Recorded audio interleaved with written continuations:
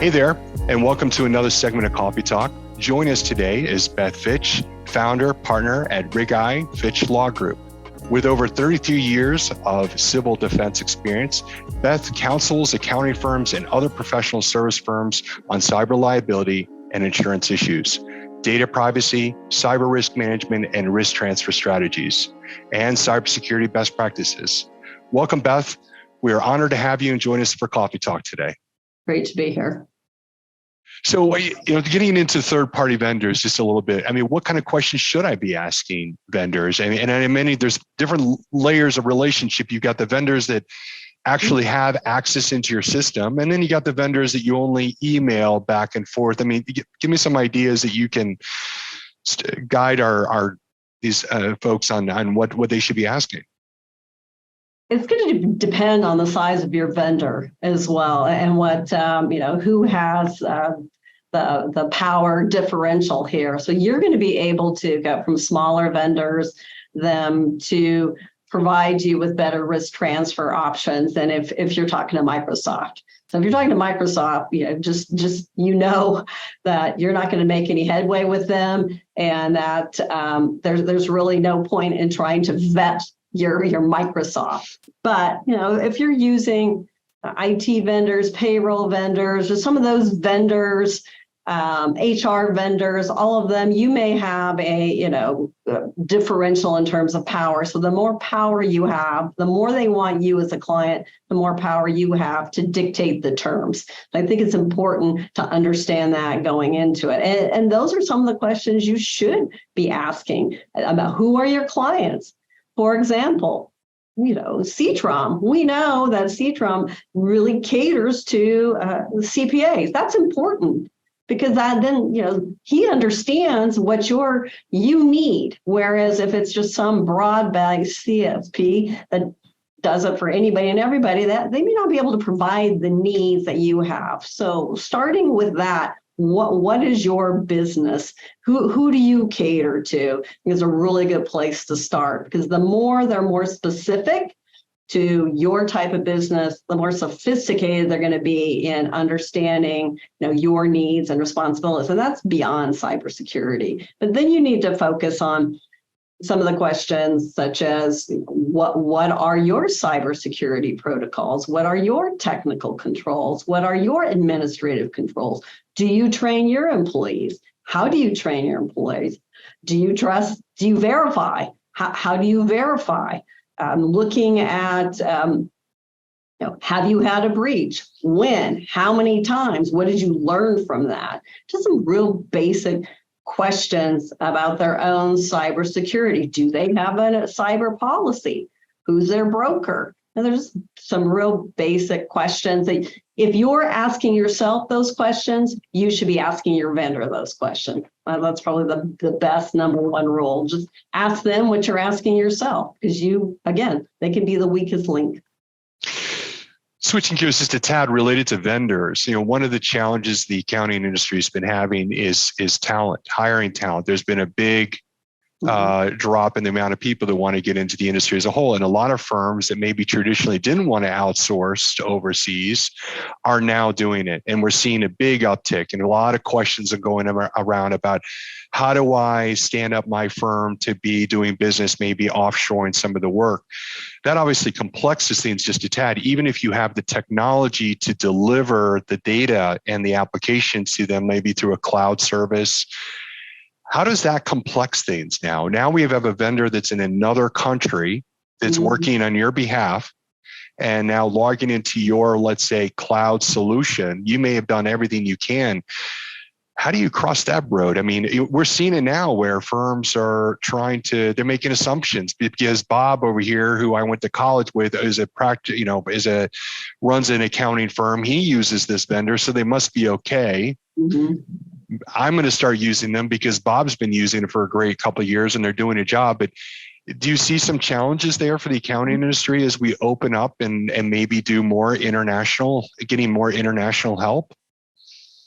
Well, I may love Bob, and Bob is a great CPA, and he's grown his business and is very successful. I admire Bob, and I'm inspired by Bob. And if what Bob is doing must be the right way to go. I'm going to go and do what Bob does. That's a mistake. You can't make that assumption because Bob may be a great entrepreneur, but he may not have thought through the cybersecurity risks with what he's doing. So, and unlikely that he has. I mean, entrepreneurs and really, successful businesses, they tend to take more risks anyway. So I think you really need to think about what is my risk tolerance in this. Just because Bob's doing it and I admire him doesn't mean that that's right for me and my company. So it's really looking at your risk tolerance, and I think getting referrals to other vendors is important.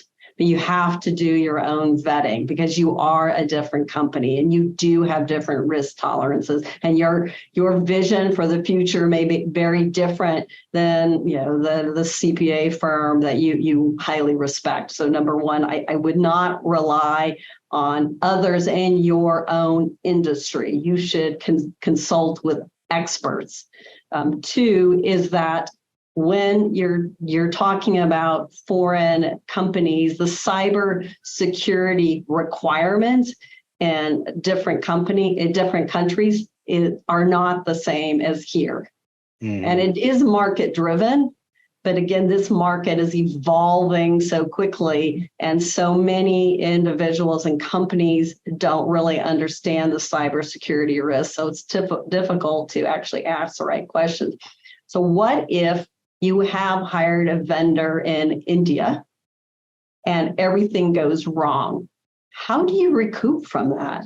How do you actually get that vendor to engage with you? How you can't sue them. Good luck suing them in India. Good luck actually getting them to participate here in the United States. And this isn't new in terms of cyber. It's just the reality of many types of companies that are providing products and services from foreign sites, China in particular.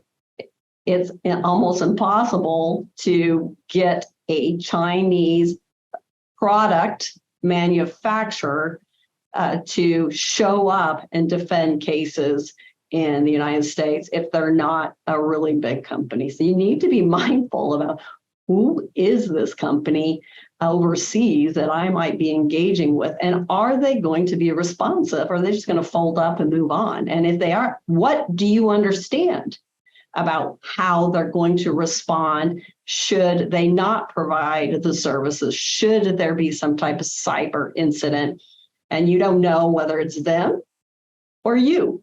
So you got to have some cooperation so that they actually are going to provide you with some transparency in the breach about whether it's on their side or not. And that's a big ask. That's a big ask anyway. So yeah, I mean, it almost makes the contract you sign null and void because it's not even once it crosses the Great Pond, right? You can't sue. It really doesn't matter. So at the end of the day, the accounting firm holds the responsibility. The accounting firm holds the burden to ensure that whoever and however you are dispersing this work, whether it's somebody in the United States or somebody overseas, you gotta not trust. You gotta verify everything and not listening to the salesperson on what they tell you that they're doing from a security perspective. This is really relevant information because a lot of firms are really looking in this direction for help because they can't find the help, yet they've got the work. And I think a lot of them are just forced to look overseas. And now I don't think they completely understand the potential risks that they're taking, especially with such sensitive, important information is what we're talking about. And I think the flip side of that is companies that they're providing accounting services to or CPAs, their own firms is what we've seen from COVID is being remote employees now is the thing. Yeah. So many, if you're going to retain or actually attract and retain high capacity performing individuals, you almost have to provide a remote capability for them to do that. And that is what's happening. That's, it's ubiquitous in every industry. So the question is how do you then protect yourself from a cybersecurity standpoint? So you need to be looking at your administrative controls. What do you allow your own employees to do remotely? What have you done from a technical standpoint to ensure that there are technical controls in place so that remote access is not a vulnerability for you? So again, it's important to get an expert in who really understands that and making sure you have technical expertise, and then really looking at your policies and procedures, like what are we allowing our employees to do and not do? And that's not just for your own company, but what's happening with all these remote employees in the companies that you serve is, if, for example, you're serving a company that has remote employees throughout the US, if there is some type of cybersecurity incident or a data breach where there's some confirmation of exfiltration of data, you need to understand that you have to comply with every single state in the US. And so it's not where the breach occurs. So if you're in Virginia but you have employees throughout the US, you're going to have to look at Florida's reporting laws. You're going to have to look at California's reporting laws, and you have to comply with all that in terms of notification. And you would have to do that for your clients' employees. So if your clients' employees are in California, even if there's one, you have to comply with California's data security and notification laws. If you have companies or you have employees who are in the UK, or if you have them in Spain, Italy, anyone who's part of the European Union, you have to comply with the GDPR, and that is draconian. It's great on the front end because it's really intended to protect data, but on the back end, if there's a data breach, it's an overwhelming process. You have notification. It's expensive. That's a whole nother topic and a whole nother series of videos right there. What kind of response should you expect in for a moment of we've been attacked? What's the level of expectation of getting help, and whether it's a coach like yourself that's going to be the quarterback, what's the level of expectations and putting people at what level they should be expecting? So if you have a breach coach on retainer, so if I'm on retainer and you have a breach coach, for example, you're going to hear within an hour. Typically, is you have my cell phone. You can get a hold, and there's my team. You're gonna, if you don't hear from me in 15 minutes, you'll go to the next phone number, and hopefully within 1 hour you've heard from us. And that is, and then we're able to get involved and deploy who else needs to be involved right away, which is typically an IT forensic expert who's there to contain and eradicate.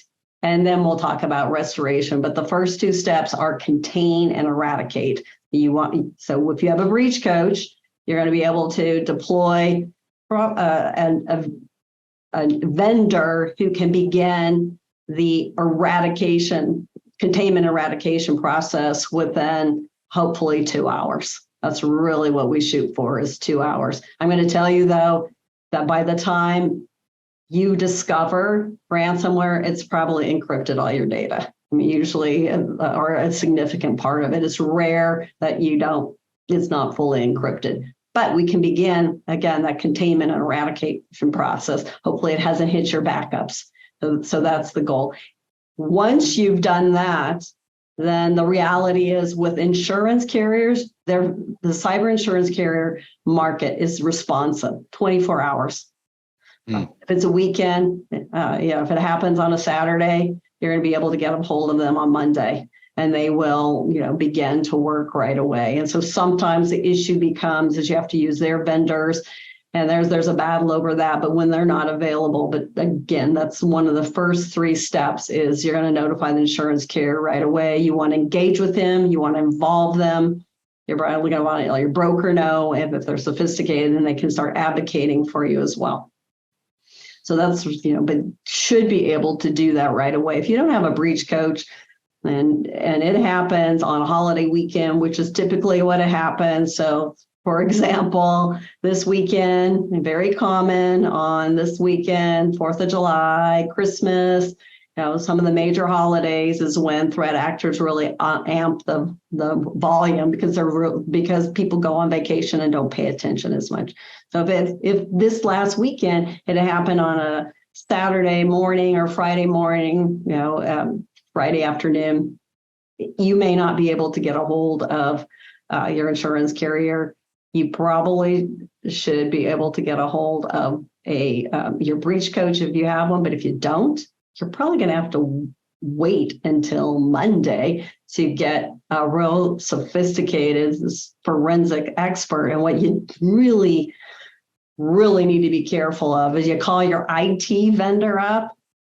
They're not forensic experts, and they may be able to contain, but when we get to eradication, what they do is they do eradicate instead of leave it in a containment so that the forensic experts can get in there and figure out exactly what happens. You have to be really careful about that because you need to always preserve all the forensic artifacts so you can identify perhaps who the threat actor is and how they got in, because it may not be you. It may not have been gotten into your system. It may have gone through a different system. And that's when you look to risk transfer. It's really important to preserve.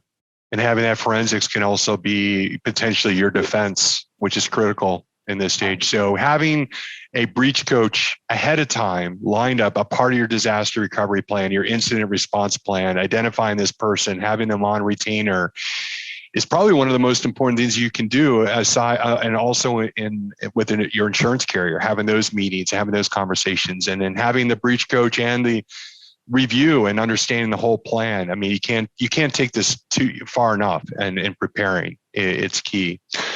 How can you shift your risk by working with an experienced security provider?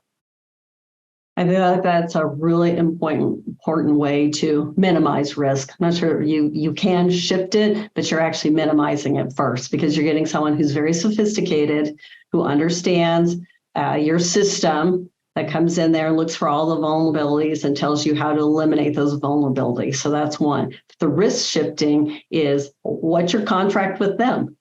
And what does your contract say? You're relying on them now as your expert to minimize your cybersecurity risk. They're never going to sign a contract that says that you can eliminate risk. So don't expect that because you can't eliminate risk. These threat actors are very sophisticated and they're changing, and this is all they do.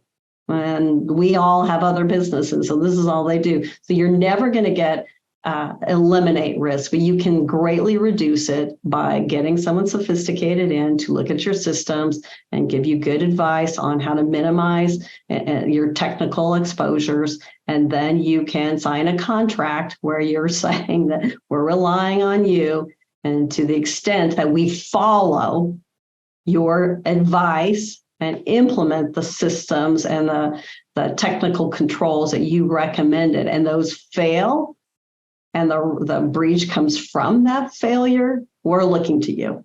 So again, it's defense and indemnity, contractual language that's critical with all vendors, and this one even more so because you are relying on them for that expertise. So try to shift the risk to them as best you can. Thank you, Beth, for sharing your experience and your expertise on this important topic. And for those who are still with us, thank you for joining us today. If you would like more tips and best practices from the experts, please like and subscribe and more videos. Cheers.